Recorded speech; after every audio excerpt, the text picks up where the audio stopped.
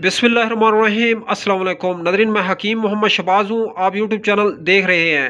Nadreen, इस दुनिया में ख्वाहिशें तो बादशाहों की भी बाकी रह जाती हैं, ज़रूरतें तो फ़कीरों की भी पूरी हो जाती हैं। तो नादरीन, इस वीडियो में हम आपको बताएंगे वो माएँ और बहनें जिनको जो है पीरियड के हवाले से मसाइल आ रहे हैं, पीरियड में जो है कमी है या ज़्यादती है। ये दरअसल हार्मोन सिस्टम की ख़राबी के बायस इस मसले में जो है मुब्तला होती हैं अक्सर खातून। नलों में दर्द रहता है या पट्ठों में खिंचाव रहता है, तो उसके लिए अयाम शिफा बेहतरीन और ज़बरदस्त नादरीन सिरप है। तकरीबन इसकी मिकदार खुराक के हवाले से बात करें, 2 चम्मच सुबह दोपहर शाम इसकी मिकदार खुराक रहेगी।